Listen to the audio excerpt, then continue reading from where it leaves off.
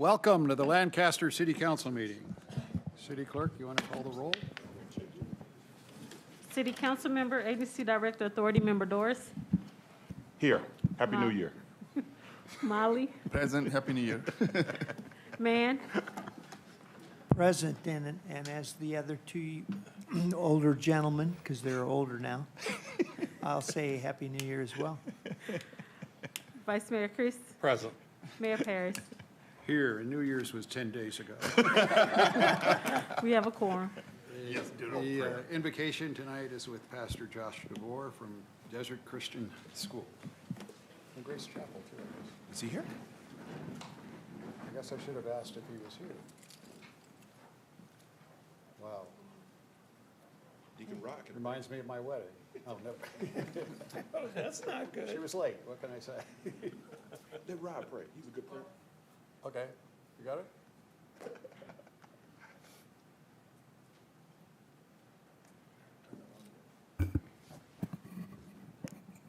Rod Armerlin, Public Safety Director, Jack of all trades. Father God, we come to you tonight asking that you bless this city, this council, continue to guide them in their judgment and decision-making for this city. Bless our residents, keep them safe, and please watch over all the first responders dealing with this emergency weather or the emergency weather issues we've been having. We ask this in your name. Amen. Thank you. Moving fast. You want to do it? Sure. If everybody would put their hand over their heart, face the flag, and repeat with me. I pledge allegiance to the flag of the United States of America and to the republic for which it stands, one nation, under God, indivisible, with liberty and justice for all. Thank you.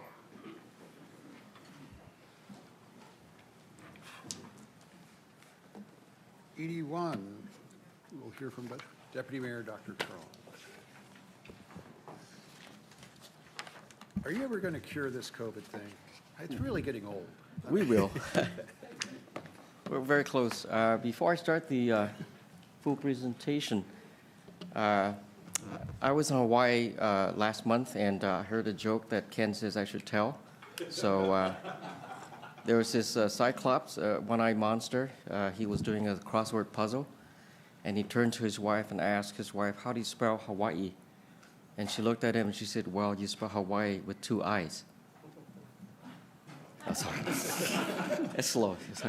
All right. I'm sorry. I said it was okay for him to tell that joke. I apologize. Oh, my God. You had COVID, didn't you? Yeah. That's actually pretty good. I like it.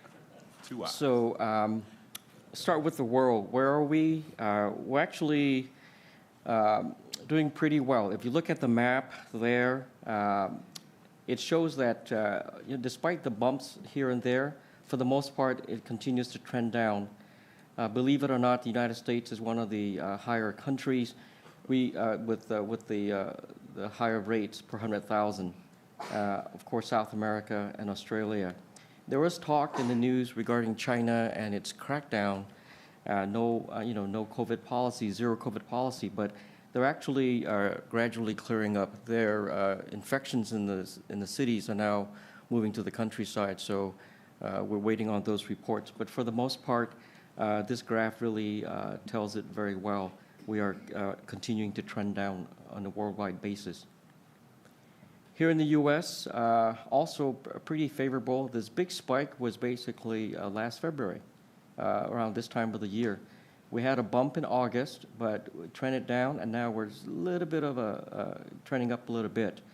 And if you look at the numbers, basically everything is in the negative, gradually in the positive range, and most of it is actually here in the Northeast and this part of the country. But for the most part, we are here maybe 20 cases per 100,000 on a daily basis. Clearly, this is very different to last year when I presented here January 25th. If you remember, this was where we were last year, really, really high, really bad, in really bad shape. So we're actually doing quite well compared to last year. Here's California, again, a similar pattern. August spike, and now we're going up a little bit, but we seem to be also trending down. And again, looking at our just the color map, a big change. This is here, light yellow, maybe light orange. This is last year, if you recall, just dark, just deep purple.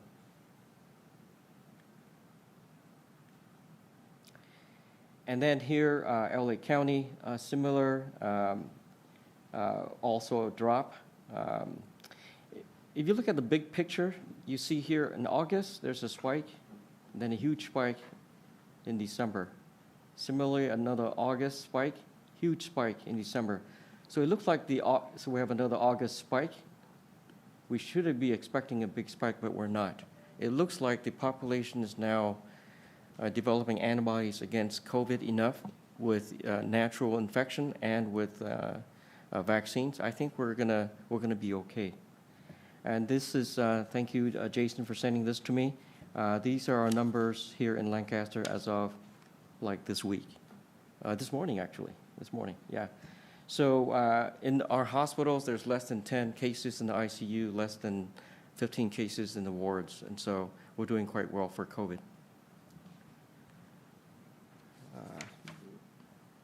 So this is just the another view, but basically we are now here, and this was August, and this was last year. So as you can see, the two color changes are very drastically different, and we're doing well COVID-wise. What's the predictions for national? We are probably tapering off, and it looks like we'll probably have a little bit more, but we'll taper off by February. And for California, the prediction is very similar. We are on the rise, and then we are tapering off, and we'll probably just flatten out, the plateau. So there's discussion in the news regarding the new strain, the XB. It looks like the purple strain is now really doubling. It looks like it will probably take over the B1 and the BQs. This one, new studies published out of the journal Cell is saying that it is more fit. It is able to spread better. It is also, it binds to our cells better and invades better. And so we are quite concerned with this. But so far, it is also evading the antibodies that we made for the previous Omicron generations. So this is lurking. Again, the vaccines still work. So the encouragement is to, if you have not received your boosters, please get them. And this is basically the most important pro-vaccine slide, really.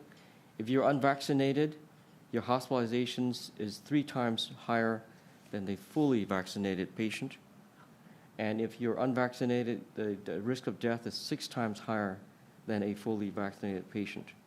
So it's still the same. Vaccine, wear your masks. If someone's coughing, 6 feet away, maybe don't avoid crowds if you can, go outdoors if you can. Just the same recommendations you've had all along. I just want to weigh in that I know people are tired of this psychologically and physically.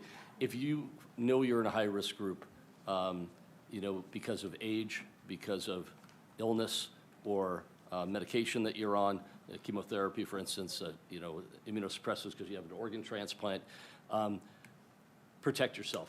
And I know not everyone's going to do this, but stay boosted and vaccinated, avoid crowds, and wear a mask if you need to go to a crowded indoor space with poor ventilation. Simple things. We've been doing it for 3 years, but high-risk people need to take extra measures to protect themselves. What's the age cutoff for high risk? Well, unfortunately, they consider 50 and older is considered older, and so. So obviously, Ken. Could somebody bring Ken a mask, please? Oh my God. So yeah, I just turned 61, so I'm in that same group. So, and if you do get sick, please see someone and consider getting Paxlovid, because these things will also reduce your risk of getting long COVID. So staying vaccinated and taking Agreed. Paxlovid.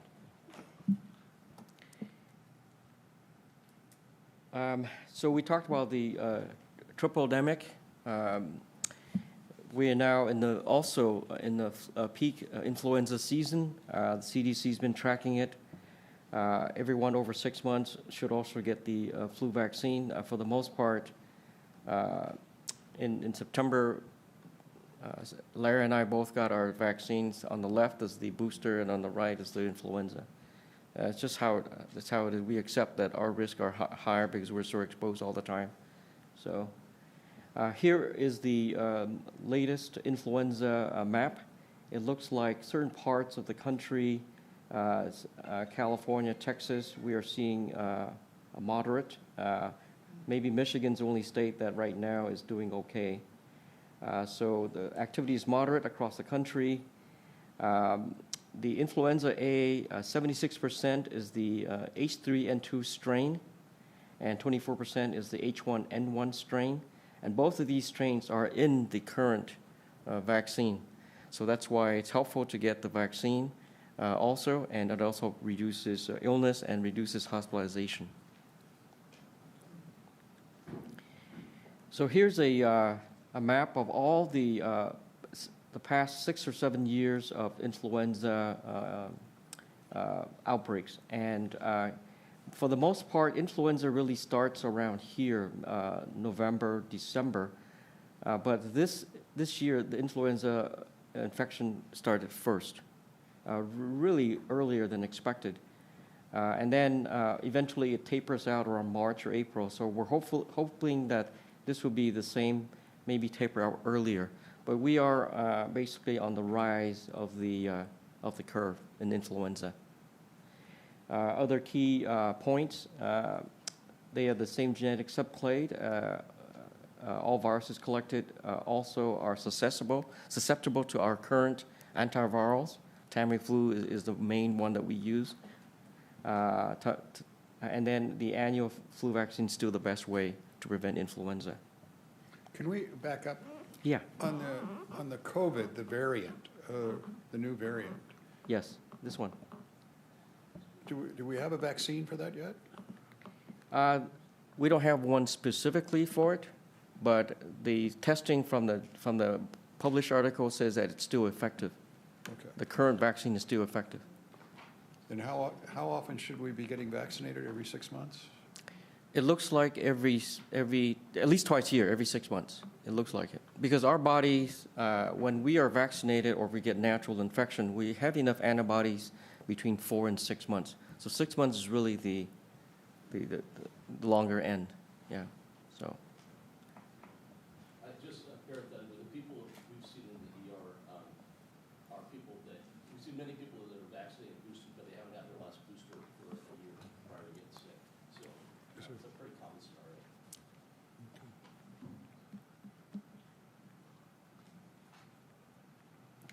Well, one last thing, is the flu vaccine, is that free? Or do people have to pay for it? I think it is. I think it is. Yeah. Month and a half ago, I mean, if you don't have insurance, can you go to Costco and get it? You know, we never. I got it free on Friday just at walking into like CVS. like a CVS, yeah. The money you make and you took a free,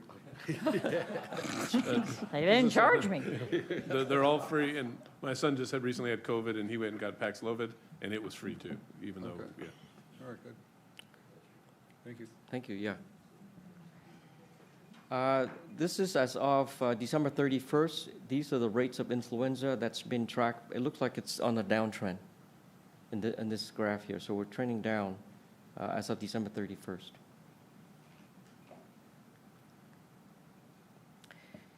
Now this one is about kids and influenza. So children, if you're under 6 months, this would be your first time seeing the flu. So it's an aggressive infection for children because they don't have antibodies. We've been around long enough that we've had flu every year, every 2 years. We have antibodies that are generated to protect us, but children aren't. And so these are the slides that, it's hard to see, but there was a flu, these were the mortality for flu back in 3 years ago. And then in 2000, is it 2020? Yeah. This one here? This is 2021? 2020 to 2021. Okay. So here, basically no influenza. People were masking, people were following, rules. And then the following year, very little influenza, if you recall last year. And then boom, this year, we spiked again. So not having influenza for 2 years, and then basically we took off our masks and we started to travel and we started to congregate again. Influenza kind of went crazy early in the year. And that's what it is. And kids are the ones that are suffering, and basically the CDC is tracking deaths in children, and it is quite high for pediatrics. I think we're about 74 deaths so far this year, 74 total, 13 this week, and 74 year to date. We've seen a lot of children in the hospital with influenza, pneumonia, with seizures. So 6 months and up, you can get a flu vaccine. And, Right. probably something to So if the adults don't want the flu shot, if you could give it to your children, it'll be good. Or if you are around children, get the flu shot for yourself so you don't infect the children, because they're the ones that get in trouble. And then RSV, 2 or 3 months ago, it was a similar situation.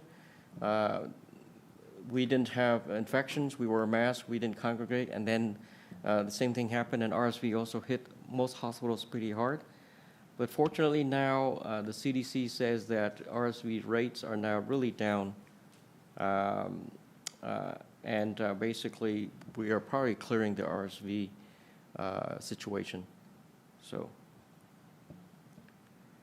and there's no vaccine for RSV, and there's no treatment medications for RSV. So that's why it was pretty tough when we had the RSV problem about 6 weeks ago. What stopped it? I think it just saturated the population. It basically infected. Yep. Yeah.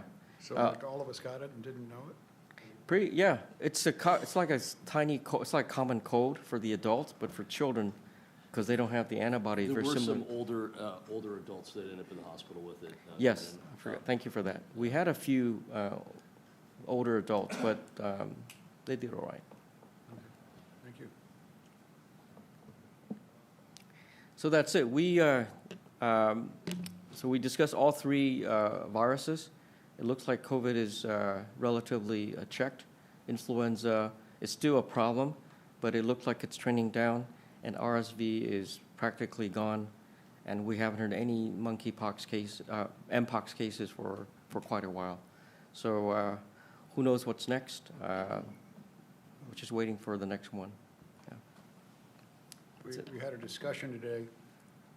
Could you look into what the fentanyl issues are in the Antelope Valley, deaths and hospitalizations? I can look into them right now, they're huge.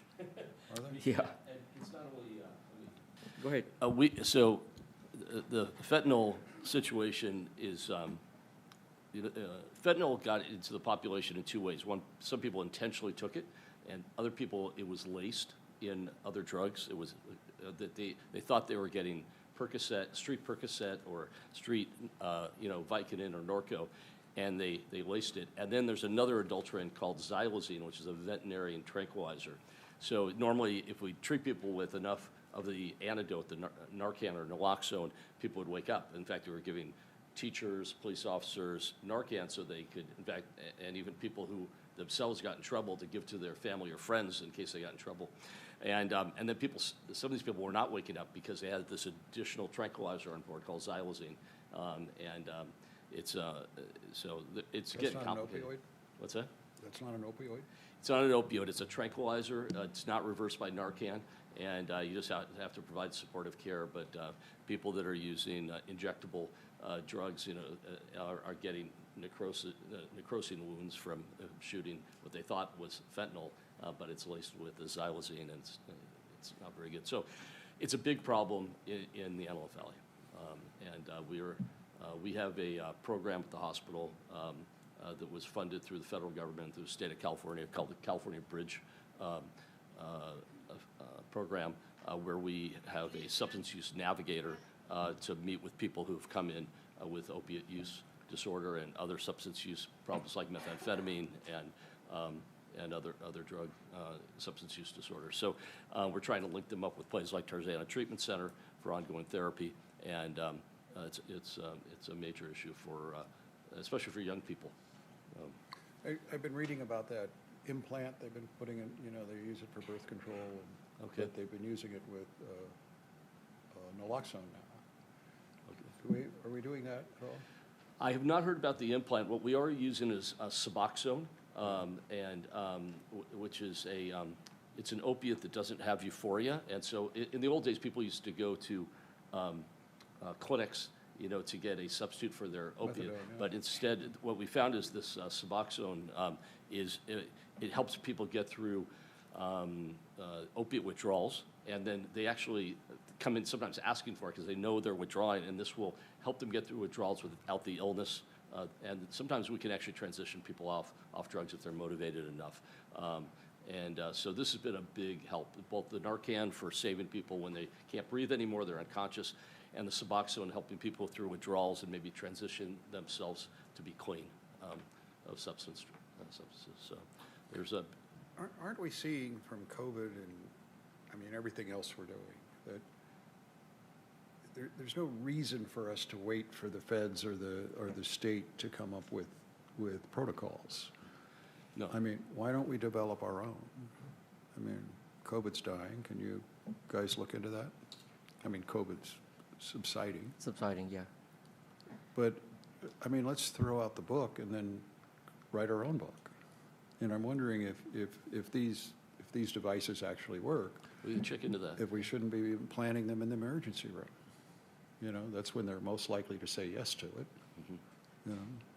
And, how they work is that you just don't get the effect. And I think they last 6 months, something like Sort of that. an implanted Narcan, it sounds like. That's what it is, yeah. Okay. Yeah. Yeah, we can look into it. When I read about it, the metaphor, the analogy was made, you can have the greatest wedding in the world. Has no predictive value as to the success of the marriage, right? Yes. Well, that's rehab. You could have the best rehab in the world, but it has no predictive value Right. as to how long you stay clean. Right. When people are, some people are ready and some people aren't. There's people who walk out of rehab and just start using the moment they hit the street, and so it's a vicious cycle. You didn't do that, did you? No, I'm kidding. Yeah, I think fentanyl is so potent. It's like, compared to morphine, it's 100 times more potent. Compared to heroin, it's 50 times more. So having it is just, it's hard to get off. It's hard to, it's so powerful. One of the tragedies about this is that, so there was a time when we were very stingy with giving out pain medicine. Back when I was training, 30 years ago, or more than that. And then there was a movement among pain specialists that the federal government embraced, which is that nobody who has pain should go without pain medicine. And so it was liberalized throughout the country. In fact, people were penalized if they didn't treat pain. It wasn't not just cancer pain, but other types of pain, and acute pain, chronic pain. And of course, a percentage of those people got addicted. And then we went the other way. The pendulum swung back, and we said, whoa, we have an epidemic. We have a real problem here. And so they told doctors, you better stop prescribing in such large quantities. And then people who were addicted at that point found they couldn't get what they needed, and they turned to the streets. And on the streets, they thought they were buying something, and what they were getting something else. And I think that is part of the story here. Agreed. Well, let's put some energy into it, see what we can. Yeah, we'll put something together. We'll do a summary, and we'll see what we can do. Thank you. There's no sense in waiting for Santa Claus. He ain't coming. Yeah. Thank you. Thank you very much. Thank you. Any questions, anybody? Do we have any speaker cards? Do we have a motion? Motion to approve ED1. Second? I'll second that. Let's vote.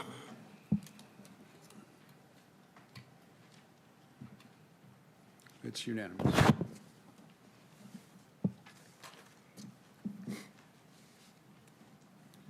Anything to be removed from the consent calendar? I think I'm going to abstain from CC8.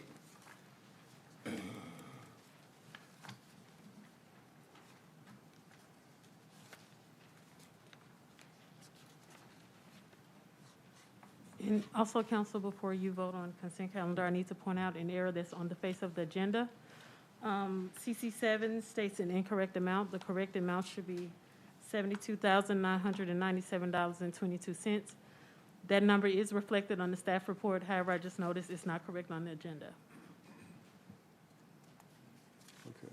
Anything else needs to be removed? Any speaker cards? Yes, we have,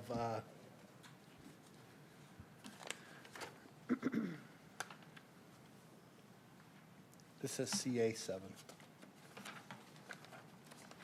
CC7? No, I'm just trying to.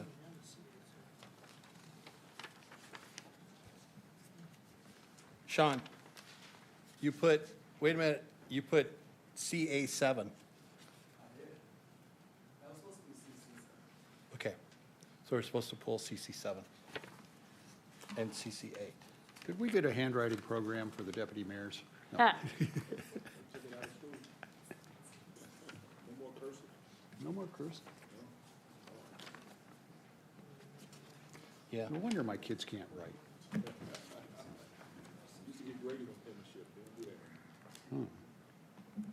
Okay, I'll move we approve the consent calendar pulling CC7 and CC8. is there a second? I second that. Let's vote. No. Passes unanimously. And Mr. Cannon?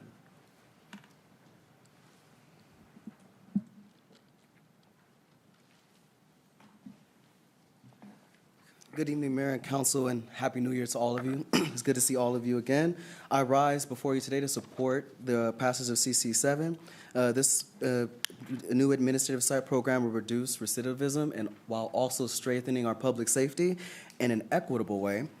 And it will give Mr. Chatters the tools that he needs to complete implementation. And I strongly support you all to pass it. That's all.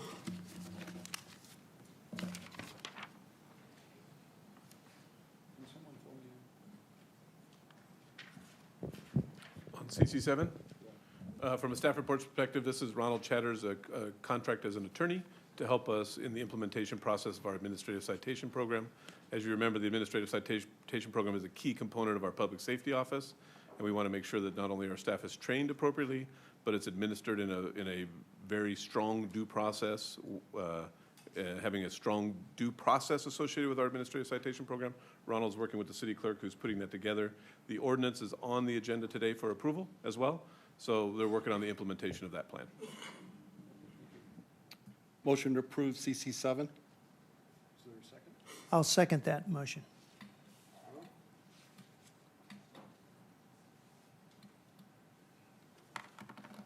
And it passes unanimously. CC8.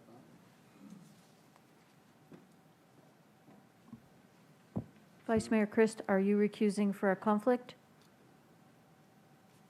Because we need to state it. Okay.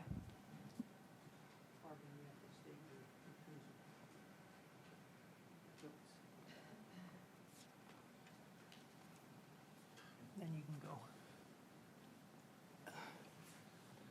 I have to recuse myself because the city attorney didn't do her job in telling us exactly how far the new law went into effect and if it was retroactive.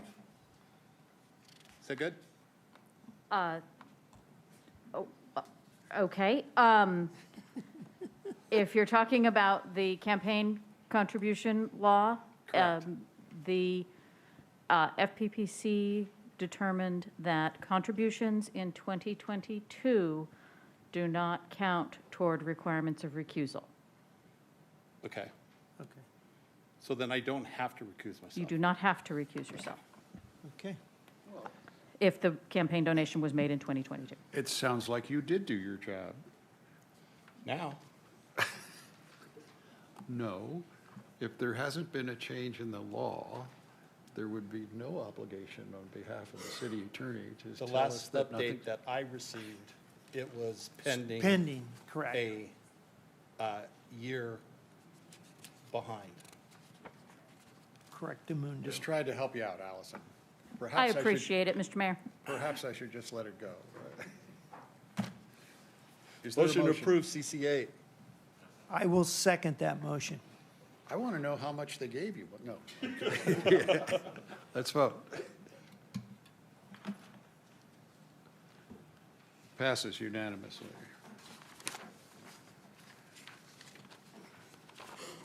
Okay, public hearing item number 1, middle income housing program. Any speaker cards? No. Open the public hearing. Oh, let's open the public hearing. I think I do want to hear the staff report on this. I mean, it's can become a controversial issue. Good evening, Mayor Paris and council members. I have before you tonight the consideration of the middle income housing program. And I would like to introduce Ben Barker, who will briefly go over the fundamentals of this program.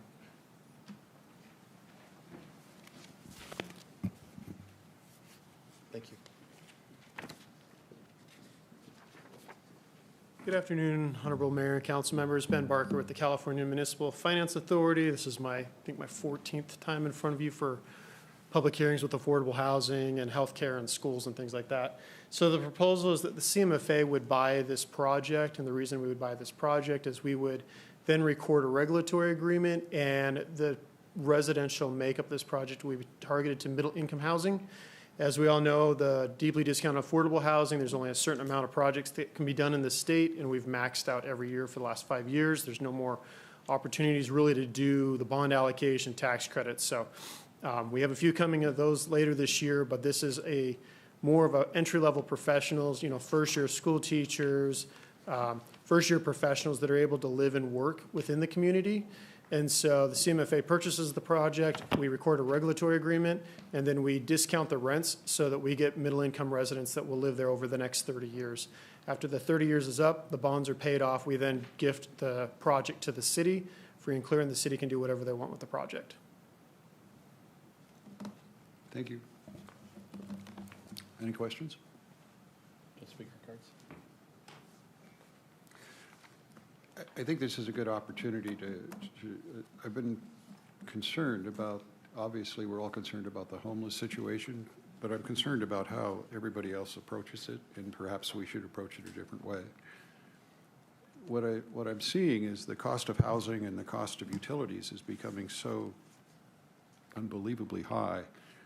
We can expect a wave of homelessness coming from people who never should be homeless. I mean, people who work, people who aren't let out of the prisons, people who are not drug addicted, regular, hardworking folks. And I think that's where we should be putting our efforts, is first determining who is in danger of losing their housing and how can we help them? And can we use homeless funds to do that? Anybody have any suggestions as to how we go about that? But what I have employees who make good money living at home with their parents because they can't afford an apartment. I mean, we had a meeting today where somebody said, they raised the minimum wage, and where did the money go? Went to the utility companies, and it went to landlords. Nobody got to benefit from that money. The attempt to bring people out of poverty was wasted. It just enriched the utility companies primarily. I mean, Edison is raising their rates 40%. Southern California Gas doubled their rates. Where do you think that money goes? Goes to the people who own those companies. And it's on our back. I would like us to deal with that issue somehow. Any suggestions? Not off the top of my head.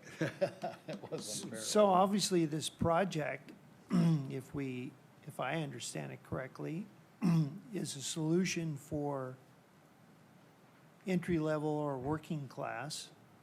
So, I mean, it's a good launch point, at least from my understanding.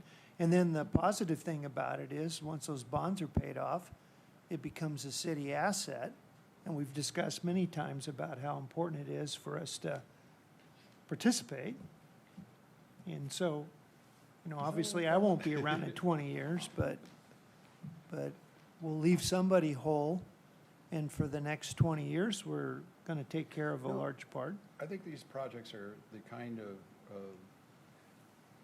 projects we want. I think we need to take care of our working folks. I agree. First, right? But I'm wondering, they spend $30 million up here on homelessness, one way or another. Do we have anybody on staff that is now just dealing with that issue? Yeah, Chris specifically who entered or started the staff report, is our affordable housing guru, manager. So he is focused on a number of different programs. A couple weeks ago, you approved the first-time homebuyer program, where there is a grant of funds for first-time homebuyers. We've got this project that he's worked on so far. We've got a city project that we're working on Avenue I and Sierra that is very similar. We have another project on the public hearing that's going to be home funds or CDBG funds for homelessness, and we've talked about Sierra Highway being that location from a homelessness perspective. So we have a multiple number of staff working deeply in trying to solve these problems. And we have a number of different projects that fill that void. But you understand the emphasis. Absolutely. It's not on the people that are, living on the street now for whatever reason. I mean, I'm reasonably convinced that there is enough housing up here anyway for those people. I mean, we have enough programs for them. Maybe I'm wrong, but I think so. They just don't want to, and I'm not telling people how to live, but you just can't live on our sidewalks. But what I would like to see happen is I would like to see some methodology where we find out who's in trouble, who's in danger of being evicted, who has a job. What can we do to keep them in housing rather than having to go to an enormous expense of trying to solve the problem afterwards? And I don't think anybody's doing that.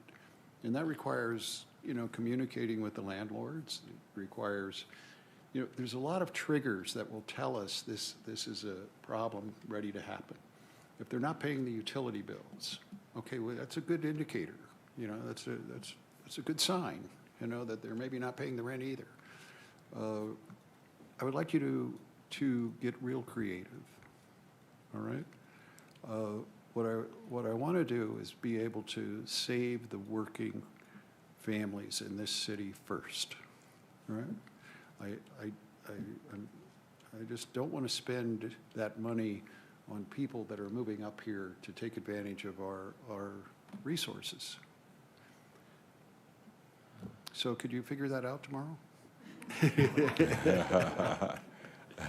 But I would like to get some type of report back in 90 days. Yeah, well, let us put a report together on what we're doing now. We're doing a lot of that now. We've got rental assistance programs, first-time buyer programs, a number of different projects Chris is working on, Habitat for Humanity. So there's a lot of work going on, and maybe it's our opportunity to give you an update on exactly what we're doing. It is pretty robust, and we will share. How's our bank coming along? We're working on it. George is heading that up, where our application is going in for what they call a CFI. So that's the first step into that process, so we're working diligently on that as well. We might be able to use that as a vehicle for small loans. That is exactly the strategy, yes. But the emphasis has got to be, let's keep these people housed if they're working. If they don't want to work, I really, my interest begins to wane. But for people who are working, we have an obligation, okay? I just want to make sure you understand where our emphasis is. It's up to you to figure out how to do it. He's done a great job so far. You got the easy part. We had to come up with the idea. Thank you. 90 days, right? There's a lot of work happening now. We could probably do that next week for you. There's a lot of it happening exactly what you're asking to do. We just need to report and share with you what we're doing. And we can increase that from a revenue perspective. Okay, thank you. So, Close the public hearing? I'll move that we approve and adopt Resolution 23-01 and the recommendations 1, 2, 3, and 4 under PH1. Is there a second? I'll second that motion. Let's vote. It passes unanimously. Public hearing item number 2 No speaker cards. was waive the reading or the report. Is there a Open motion? the public hearing. We do need to open and the close the public public hearing. Close the I opened the public hearing, nobody was there. I'm going to close the door, close the public hearing. Now you can, I'll move we approve and adopt under PH2, Resolution 23-02, and adopt 1, 2, 3, 4, and 5 of PH2. I second that. let's vote. Passes unanimously. PH3, public hearing is now open. We have one speaker card. Let's hear the staff report.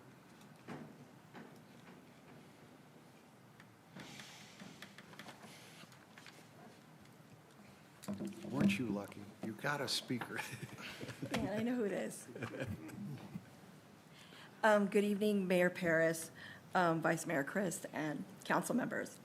The Home American Rescue Act allocation plan was prepared by MDG LDM, a consultant hired to prepare the plan to meet all of the U.S. Department of Housing urban development requirements so that city may receive these one-time allocation of home investment funds.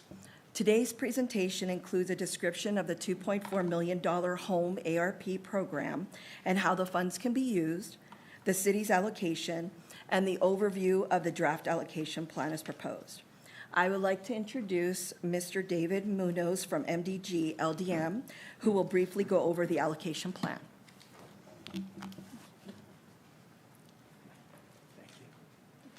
Good evening. Good evening, Mayor, council members. Appreciate y'all giving us the opportunity to speak tonight on the Home ARP allocation plan. As previously mentioned, this is a one-time special allocation of the Home Investment Partnerships Program.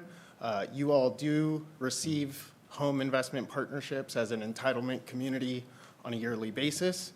These are unique in that this one-time additional $2.4 million was authorized through the American Rescue Plan. Similar to your community development block grant funds, the additional allocation from the CARES Act, similar situation, but now for the home program. The main difference with the home program is the types of activities that you can fund with these dollars.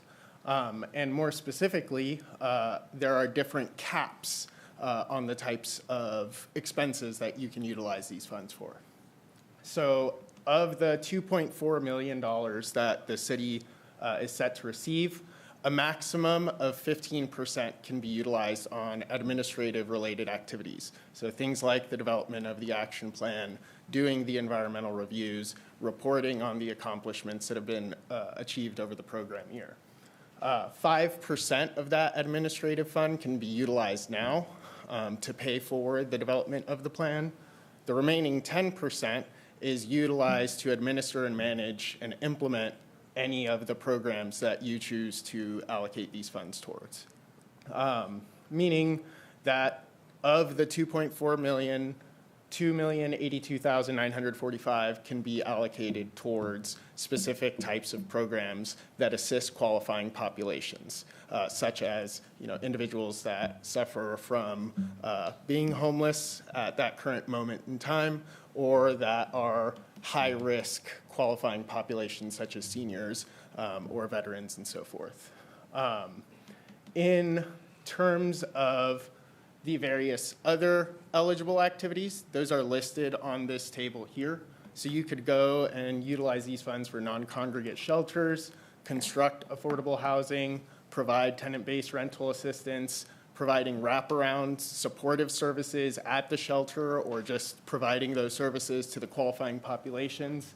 as well as utilizing those funds to build up the capacity of a nonprofit organization to then be able to continue providing those services beyond just the 1 year's worth of program funding that was allocated through this program. As a result of receiving these funds, we wanted to get a better idea of what it is that the community members felt was most needed.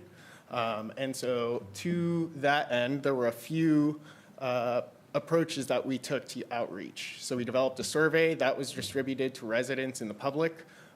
They were also distributed to key stakeholders. There were 2 virtual meetings held where residents could participate, and there was an in-person joint meeting with your commissioners, which the public was also allowed to attend and participate in. As a result of those conversations and outreach, it appeared that the residents felt that construction of affordable housing was the highest need that still went unmet. And as a result, we presented this draft allocation plan to invest the $2 million into the construction of affordable housing, which would be the maximum of the 85% of program funds that could go towards that program. So all in all, there's 6 major steps that need to occur in order for the allocation plan to be approved. So while this is a grant that's offered by the Department of Housing and Urban Development, it's not as simple as you're awarded this money. You do have to submit an application. Your application is that allocation plan. We've carried out 4 of the 6 key steps. So the first being the consultation with agencies that are serving those qualifying populations, including that in-person meeting with the Social Equity and Homeless Impact Commissions. The second being the preparation of the needs assessment and gaps analysis. Third is solicitation of public comments. Fourth being the public hearing today. So if you all have any comments, those are always welcome. And that is where we stand today. After today, there are 2 key steps that still need to be carried out. If there are any comments or revisions to the allocation plan, we can make those revisions prior to submittal to HUD. Once we've tidied that up, wrapped it in a bow, then we can submit it to them for approval. Once you all receive approval, then you get access to those funds and can start the implementation of those programs. So how are we planning to spend it? So initially, we've talked about there's been success with a program called Home Key, which is the acquisition of hotels on Sierra Highway and remodeling them for wraparound services and homeless services. We would look to partner with these funds with other entities to try to accomplish the same goals for families, veterans, and seniors to try to accomplish that. We have multiple uses for those. A number of things you just talked about, we could use them for that, or rental assistance programs, things of that nature. So there is some flexibility, but that's the intended use at this point. Good. Thank you. Any questions? Yeah, I like that approach, because when you say build affordable homes at $2 million in California, you're talking, what, 6 houses? No. 2. Okay. Even that, but even if, I remember coming out here in the 90s, you could buy a home for $100,000. Now they're what, $300,000, $400,000, $500,000. So I don't see that $2 million stretching that way. I could see it for wraparound services if we were to get a hotel or something and get people into. I like the teaching how to fish approach and giving them, because the problem is, how do you pick 5 or 6 people out of what we think, if our number is 800 or 3,000? You know, and then what Rex said is so true. We got an incoming wave. The electric company is now going to start cutting off people's electric. The gas is going to start cutting their help back. These people haven't paid for a year. So what do you tell somebody who couldn't pay $1,200 rent that they owe $6,000 now in electricity? We got some issues coming up now. Owners I just talked to a barber up here that was in tears that his owner wants all the back pay, even though he thinks his owner received help from COVID. And then he wants to go up on the rent, so he can't afford to be a barber anymore and own his shop. We got all these issues going on now that they're saying COVID has resided. All of this, where's all this money going to come from? And so while I don't look free money in the mouth, $2 million just seems so small to what we're dealing with right here. So, absolutely, we got to stretch that, and I like the wraparound services thing. Absolutely. And I would like to clarify in the context of the construction of affordable housing, you all do have options to either develop new housing or take city-owned properties that are already assets, rehabilitate those, minimize that cost, make that $2 million go a little bit further. You're maybe not talking 3,000 units, but we're going from 2 to maybe 12. You're housing additional folks there and able to make those dollars stretch a little further. I'm curious, say we take one of those, let's take the worst offender who, the police are there every day, several times a day.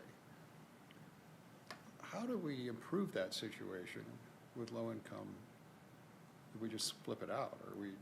Well, the key is the wraparound services and the operator. So you would acquire it, partner with the county, other funds. We maybe more than $2 million. We have additional funds, CDBG funds. You merge that, you acquire the property, and then you manage it well, right? Most of the issues we have are management of these facilities. You then put needy folks in there, and then the wraparound services component come along with healthcare, counseling, drug treatment, those types of things that families need assistance with, a lot of the stuff they're doing. But you have them housed in a safe location, managed by an appropriate entity to provide the wraparound services necessary to get them out of that unit into a better unit. And that's the real strategy. It's the whole effort behind that. Okay. Is there some way we can do an ordinance that the person operating this, like the manager or whoever it is not the person who collects the rent? We would have a contract with whoever the operator is.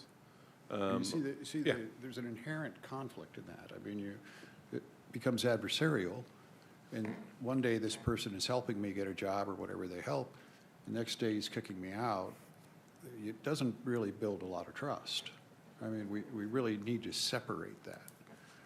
I want us to start doing it differently, because, if we just approach it as whatever system we have in place, it's perfectly designed for the results we're getting. Perfectly designed for that. We got to change the process, and I want us to start getting really creative in regards to that. Understood. Okay. Also, Allison, just, when you in your spare time, can we condition this assistance on you have to have a job? I will look into that. I mean, you just have to have a job. It for obvious reasons. I mean, I think.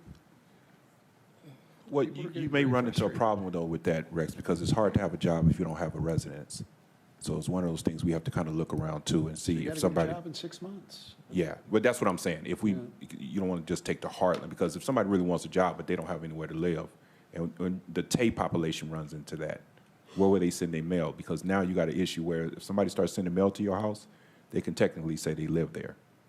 So you have all these new rules and different things that just makes what you're saying, we want to help, but this big web. And I agree with you. We need to break this in order to really get it going, because it's just creating a cyclical cycle. Yeah. Thanks. Thank you very much. Any questions? Sean. Mr. Cannon, Deputy Mayor Cannon. How would you like to be addressed? You can call me Sean. Okay. So my mom calls me sometimes. I guess if you can call the mayor Rex, we can call you Sean, huh? So, Mayor Parrish, you're right. The way that other people are approaching it, it's so funny because I had this conversation this morning with the person at at Elmar Middle School when I was picking up my little brother. And you're right. We are approaching the homelessness problem in a way where it's almost like we're not making a dent. And I will say that is because, and maybe I could say this in a way that everybody at home can understand, that's because we're treating a water main break like a leaky faucet. And so if studies say there's a 1 to 2 year window when somebody becomes homeless. And after that 1 to 2 year window, that person tends to fall into addiction, into crime. And so what we see on our streets and what we are advocating against is the iceberg in the face of homelessness, but it's just the tip of it. Everything under it is that person that's making $20 an hour at Chipotle that's living out of their car, or that teacher that can't find a place to live because pricing is too high and they want to pay out of their pocket to give their students their best education. But I also agree with Jason. City of Lancaster, what you guys have seen tonight, City of Lancaster is making some important steps to address the problem in a way where we solidify everybody's place in our community first. That wave that you're talking about, it already hit. It's hitting every year. That is why my family is here, because it hit us in Los Angeles, in the southern part of the county. So if people are moving to North County to find more affordable housing. And so what we're doing now, and what the staff is doing, what the council is doing, is solidifying everybody's place in this community. I support the allocation plan that was just presented today. Actually, like the Social Equity Commission did joint meetings with the Roxy, and I went to 2 of those meetings, and there was a lot of community input. And this is about allocating funds in an equitable way. And it gives our city and our people much needed economic relief. We are on a precipice, and we have to make a decision. Are we going to continue to throw money at a problem in a way that has not been working, or are we going to solidify everybody's place in our community? I think we should do the latter. Thank you. Okay. I got to close the public hearing. 12 years and I haven't figured it out. I mean, there's something wrong with me. I know a lot of you think that. Okay. It's closed. I'll move that we adopt Resolution 23-03 and the recommendations 1, 2, and 3 under PH 3. Second? I'll second that. Okay, let's vote. It's unanimous. Thank you. Okay, where are we? PH 4. Rex, we have to do something, man. My church the other day, because of the rain, my deacon sent me some pictures. They tore the wood steps up from the back of my church to make wood to burn near my bins for firewood, the homeless that's behind my church. I'm not so much upset about that. We can replace that. It's $400 or $500. But when you have people in these types of storms that we don't know what to do with them. And it goes back to what you said about LA sending people up here. And they're sending them to the worst conditions that they can send them, which right now is extreme rain, cold, and wind last night. I can't imagine being in a hurricane. I thought somebody was playing the drums on my roof last night. So we have to do something. We have to change the system. When you have people now tearing up steps to make firewood because they're freezing outside, we got to do something. Why can't ABTA provide bus service? To where? Back to LA? To a warmer place. Oh. I'm serious. I mean, seriously. I mean, you know, it sounds Mayor Bass-like, you know, wanting to send them here. But here you have a life-threatening situation. People are dying out there. We could provide them with transportation to a place where they won't die. How can we be faulted for that? They'll find a way. Well, I mean, I really don't care if they fault me. I mean, why can't we do that? We just need to make it known that if they're sending them up here, they're sending them to a death sentence without any finance. They don't care, trust me. Well, they know that. They don't care. Yeah. They'd just rather have them die on our streets than their streets, right? I mean, let's call it what it is. But I'm serious. I'd like to look into, can we have a service? We will take you to a warmer place and have regular hours that the bus will take them. Or a cooler place. What? Or a cooler place when it's 110. That's right. Let's get aggressive. Allison? I'll look into it. Make sure the feds don't arrest me for this, okay? I mean, let's make sure it's legal. Yep. But, I mean, let's get rid of all the charge to it. You have people who are freezing. Think about how painful that is. I mean, it's painful to be freezing. So painful, they're tearing up churches to light a fire to get some warmth. how is what our alternative worse? Or anybody got a thought as to why we shouldn't do that? No, I think it's an idea that we should explore.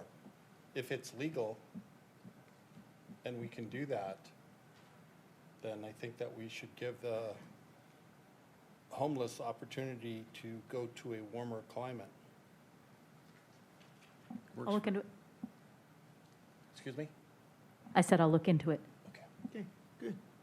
All right, good, thank you. Where am I at? Page 4. Page 4. So have I opened it yet? No. No, you haven't opened Okay, it yet. well, let's open the public hearing. Are there any speaker cards? No speaker cards? Let's waive the staff reading. Let's close the public hearing, and let's have a motion.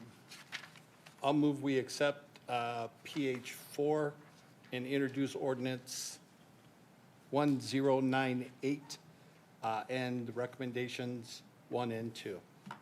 I'll second that motion. Let's vote. It passes unanimously. Moving on to the council agenda. Oh, Gio, this is your day. Wait a minute, I think Sean Cannon is wanting to speak against it, so. Just so everybody else knows what I'm doing, I'm nominating and appointing Giovanni Pope as chair of the Social Equity Commission. And do we really have to find that the Environmental Quality Act doesn't apply? There was a new decision by the California Court of Appeal that essentially requires that everything that's not a presentation, we need to make a statement with regard to the California Environmental Quality Act. Is the statement sufficient if we just put it on the agenda? A written statement? The statement that the Environmental Quality Act does not apply to this item. Yeah. So that you've been making that finding with each of the items that the Vice Mayor has so graciously enumerated for each motion. And for this item, it would be appropriate to nominate the appointment of Giovanni Pope and find that the Environmental Quality Act does not apply to this item. Gio, So you are not a detriment to the environment. I appreciate that very much. You have that, we have voted on that. Thank you very much. It's official now. question, he nominates, do we second that and move forward? Or is that, doesn't he have the authority just to place him as the chair? I believe that he has the authority to place him as the chair, but let me double check the code real Okay. quick. Yeah, you're right. I think that's correct. You have been anointed. Do I have to swear him in for it, or he's already sworn in, right? He's already sworn. Okay. You're the chair. Just assumes the duties. Good. Thank you. Oh, did you want to speak? I did. Oh. I thought this guy was your friend. I thought so too. We'll see what he has to say. Mayor Paris, I object. No, I'm just playing. I rise today to give my full support and to share the full support of the Social Equity Commission for Giovanni Christian Pope to be chair. Giovanni is respected throughout the community as a champion for equity. Giovanni and I have learned a lot from our time working together in the Social Equity Commission, and we've actually learned a lot from each other. Giovanni has the experience. He spent this last term providing organizational leadership and valuable perspective. He's been working with city staff to advance the city's and the council's equity agenda. And having worked beside him, I know that Gio is ready to hit the ground running. And all of our successes have been in a large part thanks to Vice Chair Giovanni Christian Pope. I support his succession. Mayor Paris, you may appoint the Mr. Pope as the chair. Oh, you want to give a speech too? I Gio, do, you're just- really pushing this. I just very briefly want to say thank you very much, and I'm excited to get started, and I trust the faith that you placed in me, so thank you very much, all of you. Thank you. You know, Sean was a lobbyist on your behalf that rivaled, I mean, we deal with lobbyists a lot. They can't hold a candle Sean's lobbying efforts to get you this appointment. Yeah. You know, you could have got McCarthy voted on the third vote, you know? You know, So- I would like to point out to you guys. I have a question, let me, just so she can look at it. Do we approve this? And if we don't approve this, do we still have to make the finding with CEQA? If you don't approve it, you don't have to make the finding with CEQA, and the code does not require you to approve it. The mayor is empowered to merely appoint, so you can simply declare, Mr. Mayor. I mean, all this time I had a magic wand and nobody told me. I do want to say something. Those two, Sean and Gio, they actually read the books I suggest they read, and they come back to me with ideas and you know, views that I didn't see. And this whole idea about, you know, working upstream before they become homeless. Those guys read those books. They get it. If all of the people on commissions would embrace the job the way those two have, this city would thrive in ways we couldn't imagine, because they would be bringing things that we can't imagine. And I just want to say thank you. I know how much work you put into this. You know, it takes me 10 hours to read one of those books. You know, you guys are younger, you probably do it quicker, but that's a lot of effort, and it has not gone unnoticed. Thank you. Okay, moving on. Council reports. We're moving forward on all the different ABTA, ABA QMD, sanitation district, all the different things that we do. It's just early.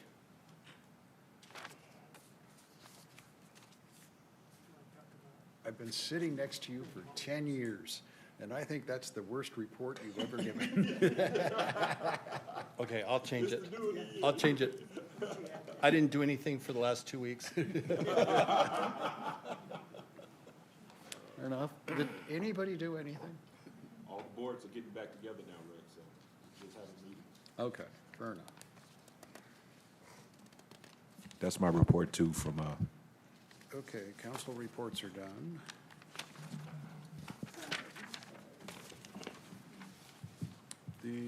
I thought Rod, when are you going to roll out your, Yeah, Rod. Why don't you do something? Well, sir, we are moving forward. We are actually getting our job descriptions taken care of so we can start our hiring process. We're looking forward to, in the near future, hiring those law enforcement specialists we talked about that are going to help Captain Lecravain's officers with getting reports and thus affect our response times and have our citizens have additional people out there that can come to their requests for reporting crimes. So those are going to be some of the first steps that are going to happen. But working with HR now to get those and other job descriptions approved so that we can put it out and start hiring. thank you. You know, for the people watching this on television, we understand what's happening with crime. We're not ignoring it. We take it very seriously, but in order to change the procedures, I mean, you know, the whole thing about it's perfectly designed, we have to change it dramatically. That takes time, but we are investing the energy and the money, and we are going to have an entirely different, innovative, we hope, approach to law enforcement working with the Sheriff's Department, which allows the Sheriff's Department to do what they do best by, you don't have to spend all your time in the Walmart parking lot. I mean, 40% of the sheriff's time, I don't know if it's still true, but last year, was spent doing Walmart loss prevention. All of that's going to change now. It's going to be a much more aggressive Sheriff's Department up here because they're not going to have to be doing that stuff. Sir, if I can add too, I just wanted to mention that the flock cameras that the council approved, they'll be going into play in February. That's another wonderful thing, and we have started doing some of the procedures that come with the hybrid program already. And I'm extremely excited about you meeting with our new sheriff, Sheriff Luna, so that we can express to him what our plans are up here. Good, good. But for the people watching, we are going to change it. We are working on it. This time next year, it's going to be a safer city. This time next year, you'd have to be crazy to commit crimes in Lancaster because we're going to film it. It's going to be a different city soon. And I appreciate everybody's patience on this. We never expected to have a DA who thought it was his job to let people out of jail instead of putting people in jail. We never thought we'd have a board of supervisors that defunded the police. Things happened that set us back several years. We recognize that, and we're going to do a workaround. And we do pretty good at workarounds. Thank you. Everybody agree? I know, I agree with what's going on, that especially with the sheriffs, what they had to deal with that young child and standoff. But all this graffiti, me and you just talked about that. We need to get our city back from whatever's going on right now, and I'm all for it. I'm all for it. You know, Our I wanted to citizens come up here to be weaponize safe. the eye of the sky, but nobody wanted to do that. So. Well, I know a lot of business owners are upset because the graffiti is not just on their walls, it's on their signs. And that's very expensive when you got to replace a brand new sign and not just paint over a wall. That's wrong. And that's an unexpected cost that no business owner should go through. They're writing on churches. It's getting out of hand. It's just. You know, there is a law, and has been there for a long time, that we can actually sue the parents, to pay for that. And perhaps we should be looking at that. You know, I mean, are we going to recover the money? Probably not. But, if my kid did something that got me sued, That's right. that Mayor? would be a very unhappy child. That's right. Mayor, if it's okay, I'd like to take this moment just to say that we just went into a contract with the graffiti tracker system, which is going to aid us substantially in identifying the graffiti folks who are out there doing it and bring them to justice. So we just got that approved. Great. Which gives me an idea. If it's a foster child that's doing this, see if we can sue the county for it. I mean, they're sitting in as the parent, right? Okay. I think Mr. Chatters. I just wanted to comment in my review of the code. I believe the city has the option to enforce something along to the stores that are selling, say, the cans of paint. The code requires that those stores, and correct me if I'm wrong, Allison, to have the cans of paint locked up so that, and I believe you have to be over 18 in order to buy them. So it could turn out that stores like Lowe's, Home Depot, and so forth aren't locking the cans of spray paint up like they should be, and they might also be selling them to underage people. So that might also be a mechanism that the city can use to hopefully reduce the amount of graffiti that's occurring in the city. That is good. That's a great idea. That's great. Add that to your list, but, let's enforce it. Let's find out. Absolutely. Are they locked up? Maybe do a sting. You know? Yes, sir. Okay. Are you still closing down these illegal, Rod? You still closing down these illegal, Yeah, we, what do we call them, bars? well, the last one we shut down was an illegal strip club. I was trying not to say that. Gentlemen's. Isn't it a gentleman's club it's called?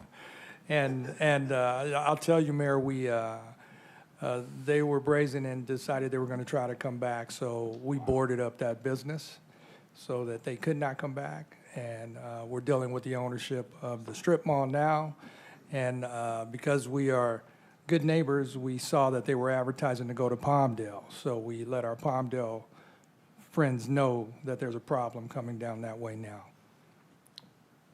And never mind. All right, thank you. But, that'll give folks an idea of just how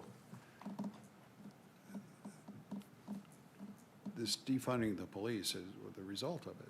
You know, we have a defunded sheriff's department, and so we got strip joints opening up without any licensing at all.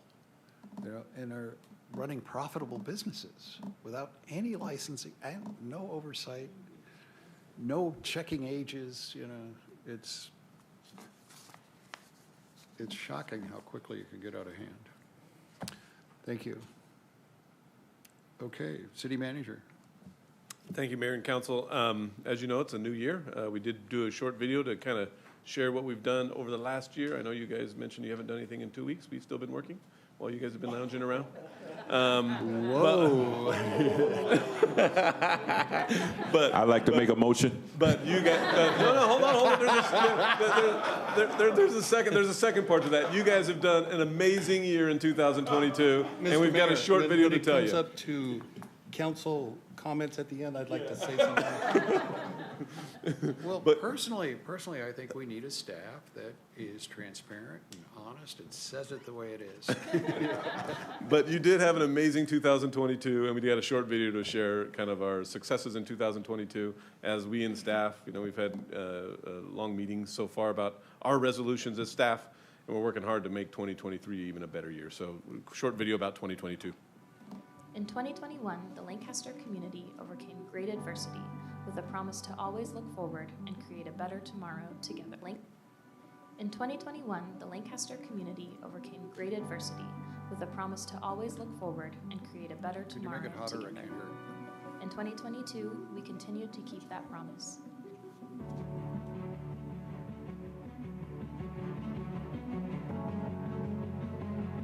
We came together to celebrate,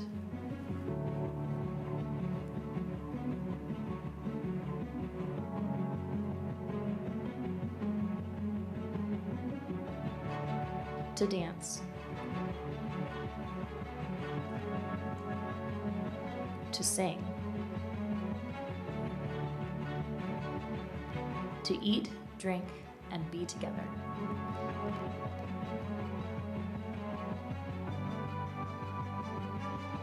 This year, we saw record turnouts to our beloved local events like the California Poppy Festival and Field of Drafts.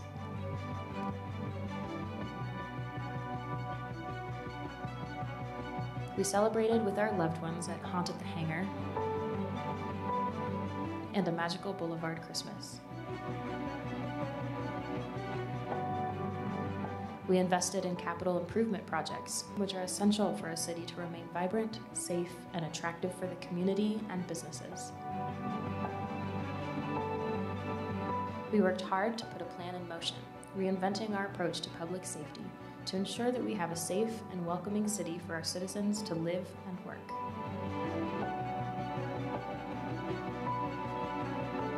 We worked to build an even brighter future for our city by fostering the local economy, strengthening our public safety, and building out community spaces.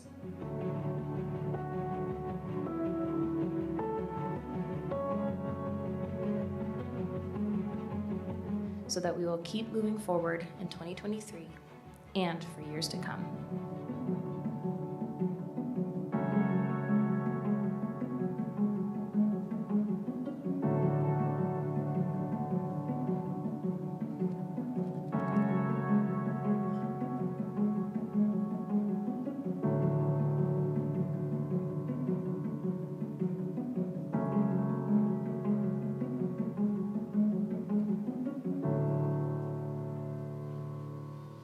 There you go. It was a great year, and we're looking forward to 2023, serving you guys and serving this community. And I know the staff you have working for you are proud of what we do every day, and we work hard doing it every day. So thank you guys for that opportunity.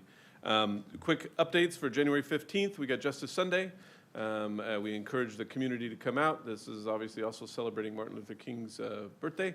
And so it's a celebration. So Sunday we're going to have a festival starting at noon on the Boulevard.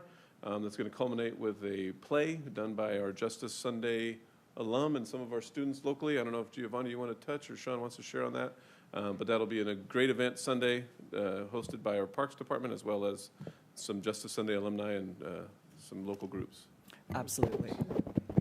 Jumped out of the chair to grab There you go. I did. Yes, I did. So just very, very briefly, the Justice Sunday program is a program that's been going on in our community for very, very, very many years. And it's something that Nigel has led diligently over these past few years. This year is a really special performance. It is a continuation of one of the performances from 2 years ago, right as we were going into the pandemic. And so this year's story is a bit of a retelling of that story. It shows some memorable characters such as Prince and whatnot. Y'all are going to be incredibly enthused with the performance, so I hope to see all of you there, as well as members of our community there as well. Thank you. There you go. And Lancaster Community Center, you saw a little part of that on the video. We are actively engaged out there, and I would encourage everybody to participate. We got Adventures, a preschool operating out of there, Adventures Academic Enrichment Program, a tutoring program, Teen Book Club, Senior Stretches, Zumbas. So the community center is an active and vibrant place to come out and check it out. Enjoy those services that we're providing out there, and we're proud of that effort as well. And with that, I have no other comments. Thank you. City Clerk. This is the time to address the City Council Agency Authority on non-agendized matters. Speaker cards may be found on the back table of the council chambers. If you have completed a speaker card, please ensure that you have placed it in the basket so that you may be recognized. Individual speakers are limited to 3 minutes each. Please keep in mind, state law prohibits the City Council from acting on items not on the agenda, and your matter may be referred to the City Manager. Thank you. Thank you. David Paul.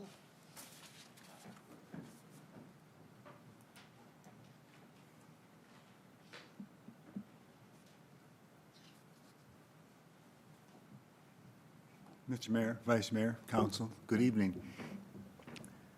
I always enjoy participating in these meetings. I learned a lot from the COVID presentation, so doctors, thank you.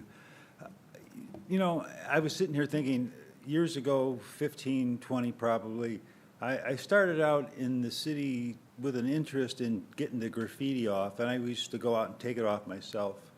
And I learned about the graffiti tracker system, and so all these things are familiar and things we've tried and done, and I know you can sue parents. The county, I like that idea, Mayor, but these individual single parents that are trying to raise kids and do a solid for them, you know, a lawsuit like that, they don't pay. You identified that, Mayor, so you can't just sue them. It wastes the administrative time. And I just have never really gotten an understanding the Special Public Safety Program. Will our city public safety officers have arresting power? Or they have full police powers? I never had that clarified for me, because I know that with the way Walmart works and their loss prevention, it's the same thing. I mean, that would tie up every person we could throw at taking reports and trying to get them through the administrative citation process, only to find out they can't and won't pay. And so these are tough problems, don't get me wrong. I'm not saying anything against our efforts to deal with them. It's just that I feel we'll run into some of the same problems we have before. It's just overwhelming. So people need a lot of help. There's a lot of pain out there, and it's a strange, strange world. I wish I had a suggestion, but I appreciate what you do, all of you. I just want you to know that I'm a senior citizen, I'm a veteran, I'm disabled, and I face problems constantly with the 200% gas increase, the electric, all of it, kids that live at home. I know from going to the meetings and seeing the help that's available, there's no help for anybody like me who will fall into the cracks. What happens is someone will give me a voucher for a hotel room on Sayre Highway. That's really the extent of help that I could hope for from any agency in this city that operates. So those are the realities of what we face. And I just want to know, Mayor, that I appreciate you singling out people that need help that are not yet in that bad position. So thank you for all that, and let's have a great next year. Thank you. Thank you. Martha Tarleton.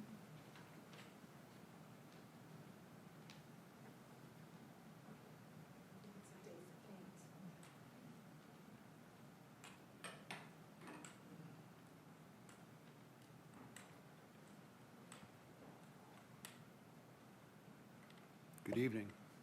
Good evening, Mayor Paris, and council members and staff. My name is Martha Tarleton. I'm a wife, a mother, a grandmother, and a great-grandmother. I've been a member of this community for 54 years, so I'm not a newcomer. For the past 6 or 7 years, I have participated as a vendor at the Magical Boulevard Christmas. I sell handmade knitted and crocheted items such as hats, mittens, sweaters, scarves, Afghans, baby dresses, and sweaters, and most popular item is my snowman. Some people come back to see me year after year to purchase my items. I work all year long to make all these things for sale in order to finance Christmas for my family. In the previous years, the fee for a space has been $75.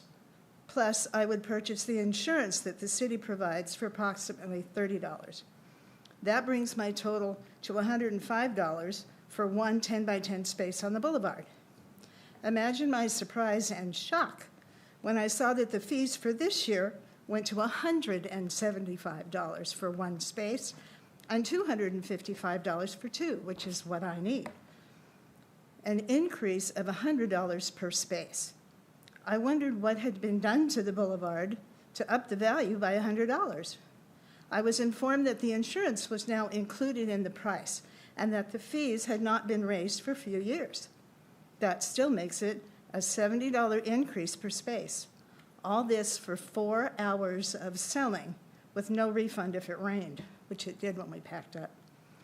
I wonder how many vendors from years past, such as myself, did not participate this year. I didn't see a lot of the regular vendors from years past, such as the candy apple people, jewelry or wood designs, or Sensi or dragons and fairies that have always been there, as well as other handmade crafters like me. I just wonder if the price kept them away. I also participated in the Saugus High School Boutique, which has been ongoing for over 30 years. It costs $120, but it's for 2 days, and it's in the high school gym. Well worth the $120 for 12 hours of selling. For the first time this year, I was invited to participate in the Mistletoe Bazaar at Edwards Air Force Base. This was for 2 days, and also inside. It was $95 for a space, which included a table, 2 chairs, and a lunch. That's 18 hours of selling time, and for $95. As much as it pains me to say it, I just might have to forego the boulevard next year because of the exorbitant price being charged for 4 hours of selling.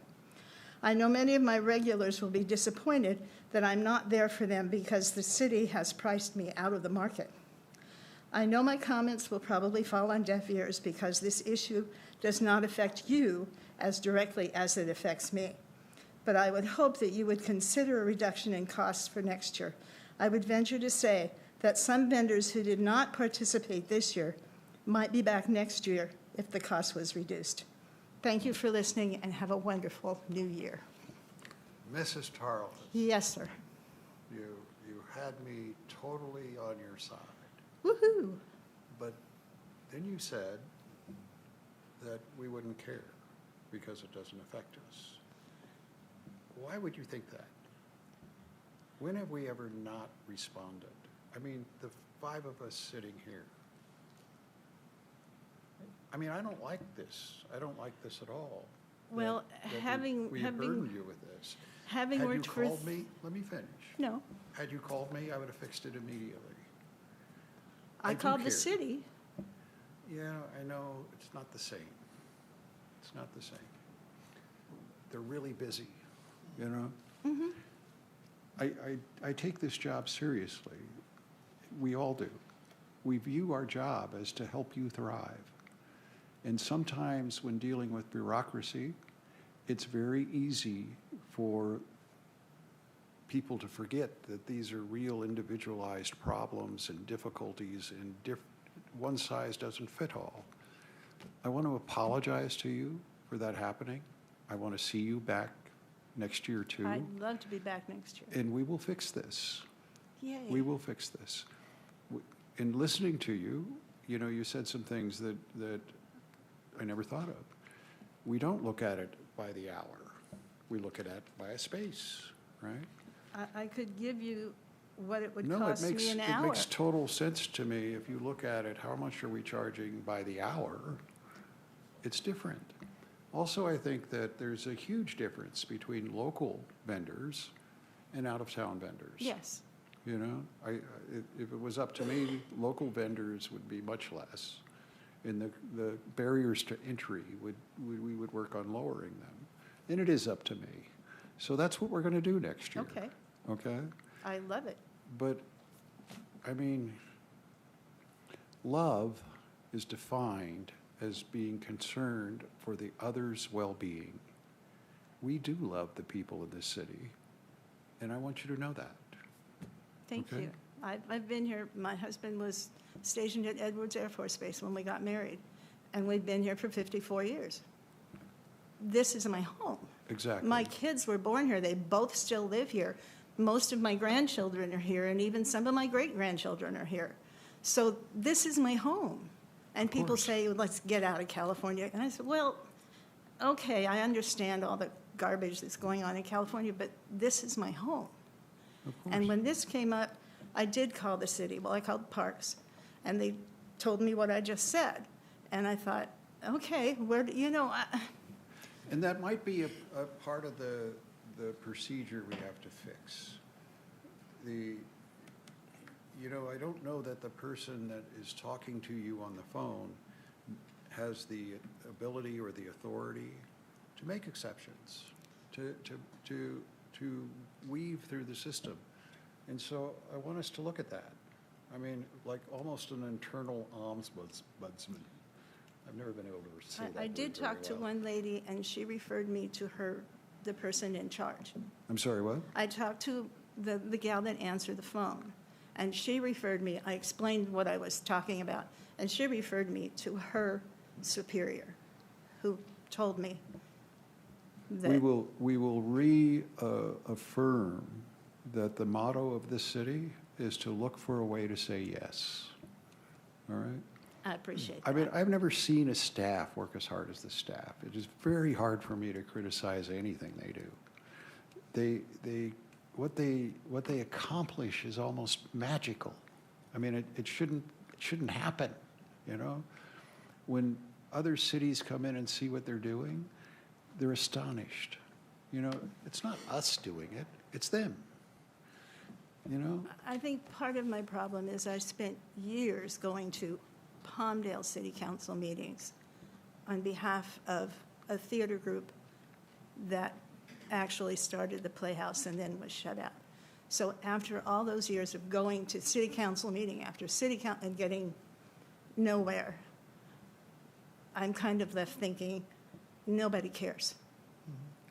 I absolutely guarantee you that 98% of this staff cares very deeply. We have a problem with this staff working overtime for free because it's illegal, you know? But that's how committed they are. They're incredibly committed. And like I said, I'm sorry this happened. We will look at our procedures and see how to fix it.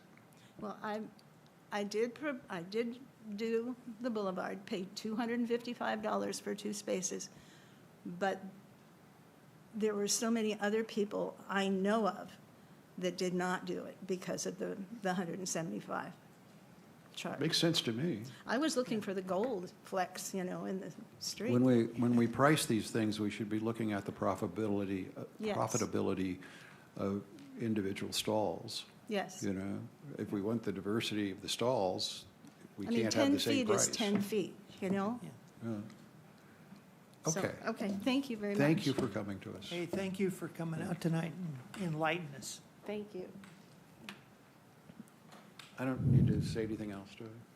Great, thank you. Okay, that's the conclusion of our speaker cards. We got so many things I want to talk about. You got to give me a vehicle to do that. Maybe we should be downstreaming it. We should do individual. I mean, we're going to change the way people buy electricity. We're going to change we're going to make it cheaper. We need to get the message out a little quicker and, all right? Good. Anything? Anything? And, you know, we're the only city with doctors on the dais. I mean, we really do take the problem seriously. Thank you. Okay. The next meeting is scheduled for Tuesday, January 24, 2023 at 5 p.m. This meeting is adjourned. Adjourned? Someday I'll learn to talk. Carol, my day is done. I'm coming home and I'm starving. Good night.